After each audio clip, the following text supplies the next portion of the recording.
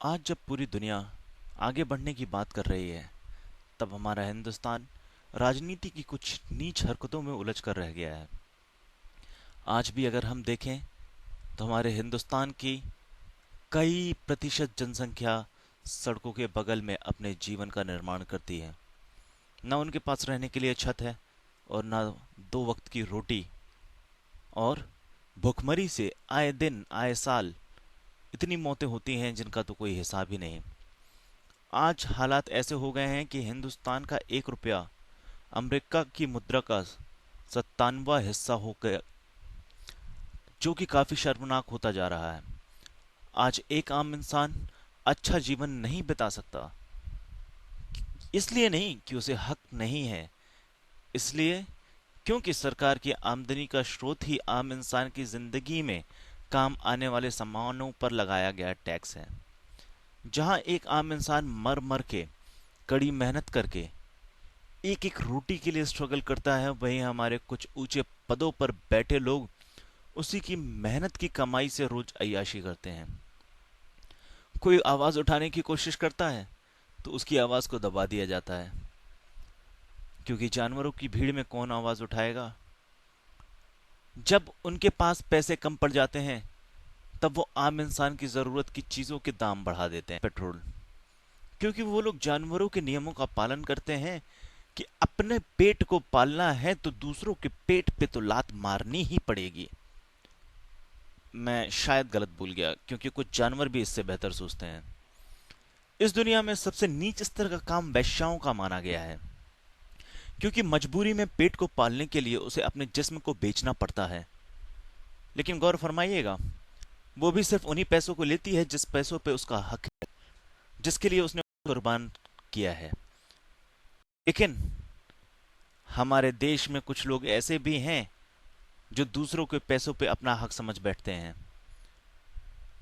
मुझे माफ करना, कुर्बान तो खैर वो भी करते हैं, अपने ईमान को, अपने स्वाभिमान को नीलाम कर देते हैं, अपने देश की इज्जत को।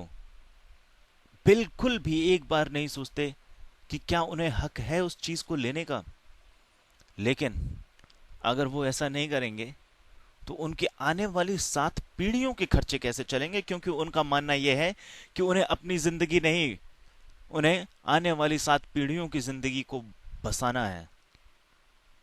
जब हिंदुस्तान उस कगार पे है कि हमें अपनी सोच को सुधारना चाहिए, हमें एक बच्चा अडॉप्ट करना चाहिए ताकि हिंदुस्तान से भुखमरी, गरीबी, बेरोजगारी मिट सके, जनसंख्या कम हो सके, उस वक्त लोग अपने आने वाली 7 पीढ़ियों के बारे में सोचते हैं।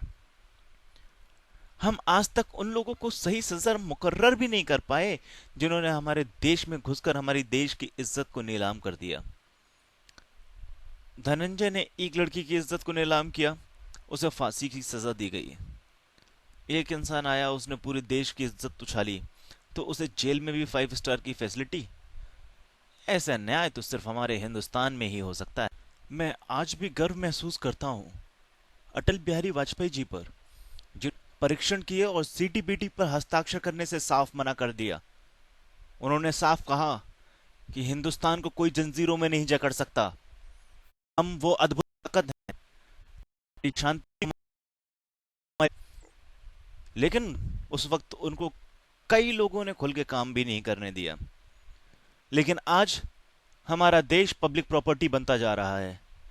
जब चाहे जो चाहता है कुछ बम गिराता है, गोलियां चलाता है, हमारे घर में घुस के हमें मार के चला जाता है, और हम कुछ नहीं कर पाते। गलती से पकड़ा गया तो जेल में भी 5 सितारा होटल की फैसिलिटी पाता है। आप सभी से एक सवाल, क्या आपको नहीं लगता कि हमें अपनी नीतियों को बदलना चाहिए? जहां रिजर्वेशन एक अच्छी नीयत से बनाया गया था, वहीं अब राजनीति में हार जीत का फैसला रिजर्वेशन से होता है। जहां हमें लोगों की बेसिक एजुकेशन पर ध्यान देना चाहिए ताकि उनका स्वर्णिम विकास हो सके, वहीं हम उनसे कहते हैं फर्क नहीं पड़ता, आप पढ़ो या ना पढ़ो, आपकी सरकारी नौकरी तो पक्की है। ये कहां का न्याय है? अगर उनको ऊपर उठाना है तो उनका बेस मजबूत करना पड़ेगा ताकि उनका स्वर्णिम विकास किया जा सके। लेकिन नहीं, अगर हमने उनको शुरू में ही अच्छी एजुकेशन दे दी तो वो जागरूक हो जाएंगे, वो समझ जाएंगे, वो विकास की बातों को समझ जाएंगे, वो समझ जाएंगे कि सच्चाई क्या है। इसलिए क्या हम सिर्फ इन्हीं कारणों की वजह से उनके बेसिक एजुकेशन पे उतना फोकस ना करके उनकी नौकरियों पे ज्यादा फोकस कर रहे हैं? बिना मजबूत बेस के किसी भी बड़ी इमारत को नहीं खड़ा किया जा सकता। उस इमारत का क्या फायदा जिसका बेस ही कमजोर हो?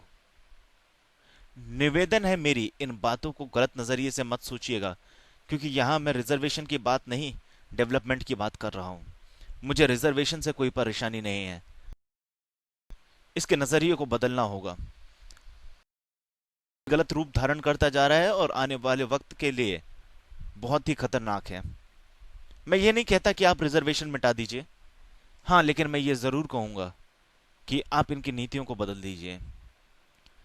हर एक हिंदुस्तानी को बराबर का हक मिलना चाहिए, क्योंकि ऐसा मैं नहीं, मेरे देश का संविधान कहता है।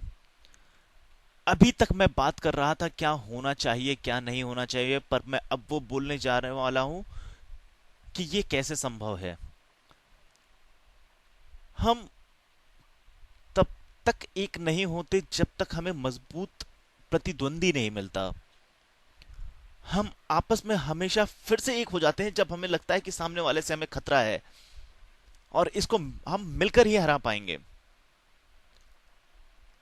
ऐसा हमेशा हुआ है।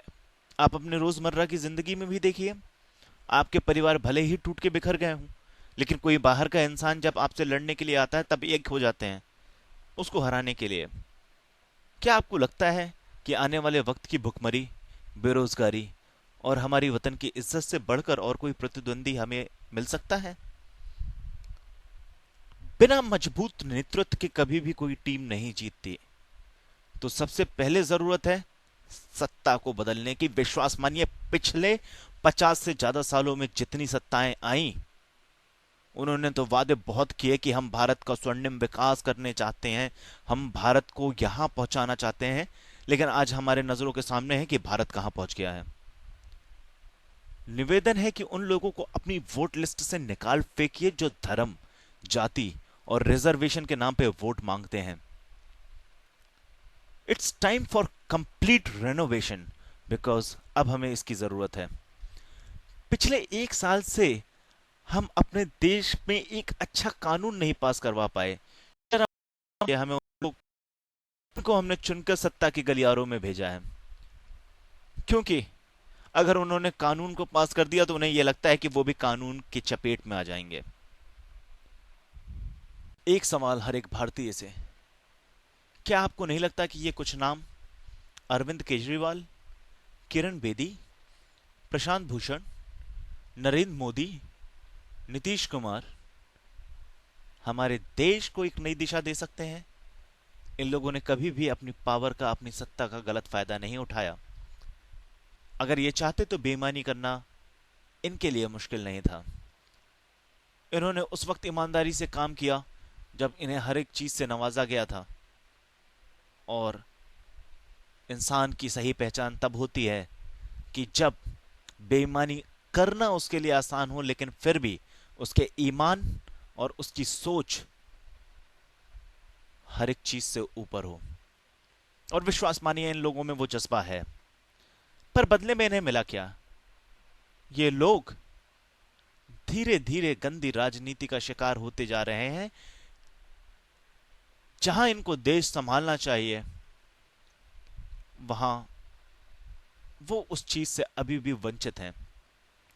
मैं आज उस भारत निर्माण का सपना देखता हूं जब हमारा देश एक होकर, बिना किसी रंजिश के, बिना भ्रष्टाचार के, बिना किसी गड़बड़ी के, दुनिया की सबसे बड़ी इकोनॉमिक पावर बन जाए। मगर मेरा सपना सपना ही रह जाएगा अगर हिंदुस्तान ने मेरा साथ नहीं दिया तो। जो पॉलिटिशियन ये सोचते हैं कि वो बेईमान नहीं है, उन्होंने अपने ईमान को नहीं बेचा है, वो अपनी भारत मां के लिए पूरी निष्ठा से काम कर रहे हैं। उनसे अनुरोध है कि सत्ता के मोह को छोड़कर सच का साथ दें, क्योंकि राजनीति सत्ता के लिए नहीं, देश के लिए है, देश के लोगों के लिए है। और अगर उन्हें यह लगता है कि वो पार्टी में रह के खुल नहीं कर सकते, तो उन्हें पार्टी तुरंत छोड़ देनी चाहिए। मेरी टीम अन्ना से गुजारिश है कि भारत के जज्बातों के साथ मत खेलिए। अब आप बार बार आते हैं और भारत की सबसे कमजोर नस को दबाने की कोशिश करते हैं, और भारत जब जाग जाता है तो हमें यह महसूस होता है कि हमें मिला क्या। आए दिन भूख हड़ताल करने से कुछ नहीं होगा, आए दिन सड़क पे रैलियां निकालने से भी कुछ नहीं होगा, क्योंकि राजनेता ये सोचते हैं कि जनता की आवाज की कोई औकात नहीं है। ऐसा लगता है कि जनता चिल्लाएगी फिर चुप हो जाएगी, और चिल्लाना जनता की तो आदत है। ये सोच के वो सारी चीजें वहीं पे डिसाइड कर देते हैं। उन्हें सिर्फ एक ही शोर पसंद आता है, संसद का शोर, बेफालतू का शोर। वहीं चिल्लाएंगे वो, ताकि संसद चल ना सके। चलेगी तो अपोजिशन और रूलिंग पार्टी मिलके नए रास्ते निकालेगी, और ऐसा हुआ तो इनके आने वाली 7 पीढ़ियों का खर्चा कौन उठाएगा। मैं टीम अन्ना से गुजारिश करता हूं कि अगर आपको सही में यह लगता है कि आपके अंदर वो जज्बात हैं, आपके अंदर वो देशभक्ति है, तो आप दूर खड़े होकर सिर्फ गलतियों को ना निकालिए, एक हुई। आज भी हिंदुस्तान की लिस्ट निकाली जाए तो 100 करोड़ में से विश्वास मानिए कम से कम 1000 लोग तो ऐसे निकलेंगे जिन्होंने अपना ईमान नहीं बेचा। कम से कम 1000 लोग तो ऐसे निकलेंगे जो देश की सेवा पूरी निष्ठा से करना चाहते हैं। उन 1000 लोगों को कीजिए और उसके बाद नए भारत निर्माण का सपना देखिए। मेरी जनता से गुजारिश है, इस बार गलती ना करें, क्योंकि हिंदुस्तान की सुरक्षा और अर्थव्यवस्था उस मोड़ पे है। अगर बिगड़ गई तो आने वाली पीढ़ियां सिर्फ हमें गालियां देंगी और कुछ नहीं। इस बार वोट पार्टी को मत दीजिए, इस बार वोट जाति को मत दीजिए, इस बार वोट उनको मत दीजिए जो रिजर्वेशन के नाम पे वोट मांगते हैं, जो आपको दारू का ठेका दिलवाने का वादा करते हैं। इस बार वोट उसको दीजिए जिस पर आपको विश्वास हो और आपको लगता है कि ये इंसान अपने ईमान को नहीं बेचेगा, अपने धर्म को नहीं बेचेगा, अपने देश को नहीं बेचेगा, और पूरी निष्ठा से पूरे भारतवर्ष के लिए काम करेगा। क्योंकि अगर भारत आगे बढ़ेगा तो आप भी आगे बढ़ेंगे। इस बार ये ना सोचिए कि इनके बाप दादाओं ने क्या किया, इस बार केवल ये सोचिए कि क्या इस इंसान की नीयत अच्छी है और क्या ये कर सकता है। मेरी हर एक उस भारतीय से गुजारिश है जो ये सोचते हैं कि वो देश की सेवा पूरी निष्ठा, बिना किसी डर के, पूरी ईमानदारी से कर सकते हैं।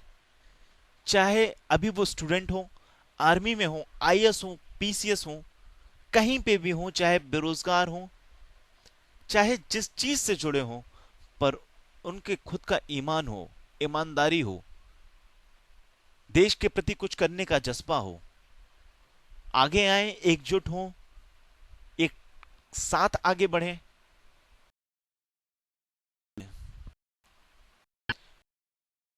एकजुट होकर सब कुछ बदला जा सकता है, और ये वक्त आ गया है कि जब हमें एक हो जाना चाहिए हमारे हिंदुस्तान के लिए, क्योंकि हमारे हिंदुस्तान का अस्तित्व खतरे में है, और ये बहुत बड़ी बात है। जहां हम हिंदुस्तान की बात विश्व के पैमाने पे करना चाहते हैं, आज वहां पे अगर हम पलट के देखें तो एशिया में ही हिंदुस्तान का अस्तित्व खतरे में आता जा रहा है। गुजारिश है हर एक युवा से, याद करें भगत सिंह को, चंद्रशेखर आजाद को, उन क्रांतिकारियों को जिन्होंने अपने देश के लिए कुर्बानी दी और आज उनकी कुर्बानियां व्यर्थ जा रही हैं। याद करें भारत की संस्कृति को, भारत के इतिहास को, और ये समझे कि आज हमें खून कहां गर्म करना है और कहां नहीं। आज देश को हमारी जरूरत है, और आज देश को हमारी सबसे ज्यादा जरूरत है। आखिरी गुजारिश इलेक्शन कमीशन से, फर्क नहीं पड़ता कि इलेक्शन कितने राउंड में हो रहा है, पर अच्छे से हो रहा है। 5 की जगह अगर 10 चरणों में भी हमें चुनाव करवाने पड़े तो बुराई नहीं है, लेकिन वो बेदाग होना चाहिए। हिंदुस्तान का हर एक नागरिक जो हिंदुस्तानी है उसे अपनी सरकार चुनने का हक है, और उसे यह मौका मिलना चाहिए। अगर कोई इंसान जबलपुर का है, उसे किसी काम की वजह से दिल्ली आना पड़ा, तो अपनी वो सरकार निर्माण में भागीदार नहीं हो पाता। अगर कोई हिंदुस्तानी किसी काम से, हिंदुस्तान के काम से हिंदुस्तान से बाहर गया हुआ है, तो वो भी अपने देश के निर्माण की सरकार में भागीदार नहीं हो सकता। ये उतना मुश्किल भी नहीं है, हम इस काम को आसान बना सकते हैं। इलेक्शंस की डेट हम पहले से डिसाइड कर लें, फिंगरप्रिंट रिकॉग्नाइजेशन से हम उनको वोट डालने का मौका दें। विश्वास मानिए, जरूरत है, जरूरत नहीं, मजबूरी है, क्योंकि चीजों को बदलना पड़ेगा। मुझे पता है कि अगर मेरी आवाज हिंदुस्तान के कानों तक पहुंच गई, तो ये राजनेता मुझे ठीक से और चैन से जीने नहीं देंगे, और मेरी आवाज को दबाने की कोशिश की जाएगी। पर मुझे फर्क नहीं पड़ता, क्योंकि मैं अपने भारत के लिए समर्पित हूं। हर हिंदुस्तानी से गुजारिश है कि अगर मेरी आवाज में सच्चाई है, तो इसे दबने मत देना, इसे अपनी आवाज बना लीजिए। इस चिंगारी को अब बुझने मत देना। अगर जरूरत पड़े तो सरकार को आने वाले 2 महीने में तोड़ के चुनाव करवाए जाएं और अपनी सत्ता को देश में बैठाया जाए। फर्क नहीं पड़ता, क्योंकि आने वाले 1 साल में पता नहीं हम किस मोड़ पे पहुंच जाएंगे, किस कगार पे पहुंच जाएंगे। उम्मीद करता हूं कि चीजें बदलेंगी, और हम अपने उस हिंदुस्तान को फिर से देख सकेंगे, जो हिंदुस्तान पूरी दुनिया को सिखा रहा है कि जीते कैसे हैं और जीना कैसे चाहिए। मेरी आखिरी गुजारिश है हिंदुस्तान की मीडिया से, क्योंकि हमें ऐसा लगता है कि आप बिकाऊ नहीं हैं। जिस दिन आप बिक गए, हमारे देश 50% तो वैसे भी गिर जाएगा, क्योंकि हिंदुस्तान के हर एक कानों में जो आवाज़ पहुंचती है वो आप से ही पहुंचती है। चाहे वो प्रिंट मीडिया हो, चाहे न्यूज़ चैनल हो, चाहे कोई भी मीडिया हो, लेकिन आज आप हिंदुस्तान की जानकारी का एक बहुत अच्छा स्रोत और उनके कानों पर पहुंचाई गई हर एक समाचार का स्रोत हैं। गुजारिश है फिल्म प्रोड्यूसर से, फिल्म राइटर से, कि साल भर में एक आध मूवी ऐसी भी बनाएं जिससे हिंदुस्तान की आने वाली पीढ़ी को प्रेरणा का स्रोत मिले। मीडिया और फिल्म इंडस्ट्री एक बहुत बड़ा प्रभाव डालती हैं हमारे आने वाले और हमारे अभी के नागरिकों, लोगों की है। जो उम्मीद है कि वो बदलते रहेंगे, हमारी सोच को एक नई दिशा देते रहेंगे, हमें वो सिखाते रहेंगे जिसकी हमें ज़रूरत है। लेकिन मुझे बहुत दुख के साथ कहना पड़ रहा है कि पीछे कुछ दशकों में ऐसा नहीं हो रहा है। क्या आपको नहीं लगता कि अगर कर्ण की जीवनी पर आपने मूवी बनाई तो देश को प्रेरणा का स्रोत मिलेगा कि काबिलियत धर्म और जाति की मोहताज नहीं होती, और आपकी भी अच्छी आमदनी होगी। हमारी संस्कृति, हमारे इतिहास में आज भी इतने मोती छुपे हुए हैं कि हमें जनता को थिएटर तक बुलाने के लिए हर बार सेक्स की जरूरत नहीं पड़ेगी। कुछ समय से मोटिवेशनल मूवीज, लेख, भाषण लगभग गायब हो गए हैं, और सब कुछ जिस्म फरोशी पर आके रुक गया है। पर हम उन चीजों की सबसे ज्यादा जरूरत है, क्योंकि लोगों की सोच बदलने में मदद करेंगी, और लोगों की सोच बदलेगी तो देश बदलेगा। आज अगर हमारे भारत के निर्माण में किसी का बहुत बड़ा हाथ हो सकता है, तो वो मीडिया का हो सकता है। तो आप लोगों से गुजारिश है कि सच को, सच्चाई को हिंदुस्तान के हर एक लोगों तक पहुंचाने का आप जिम्मा उठाएं। आज भी गांव में कई लोग ऐसे हैं जो चुनाव चिन्ह पे वोट देते हैं। क्यों? क्योंकि उन्हें यह लगता है कि ये चुनाव चिन्ह ज्यादा मजबूत है।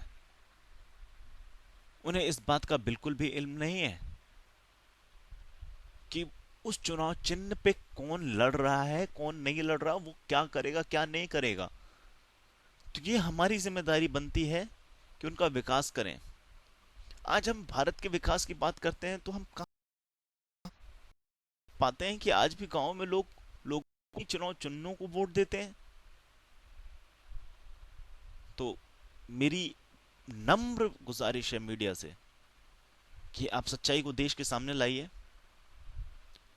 और उन लोगों की जीवनी को प्रसारित कीजिए जो हिंदुस्तान के लिए कर्मठ है। आप बता सकते हैं कि किस तरीके से कुछ लोग, जिनके चेहरे अभी भी हिंदुस्तान की राजनीति से बहुत दूर हैं, जिन्होंने लेकिन अपना ईमान नहीं बेचा, जो अपनी ईमानदारी की वजह से सरकार की गंदी नीतियों का शिकार हो गए, आप उनको उभार सकते हैं। आप हमारे देश के कंप्लीट रिनोवेशन में बहुत बड़ी भूमिका निभा सकते हैं। मैं उम्मीद लगाता हूं कि आने वाला वक्त हमारा होगा, हमारे देश का होगा।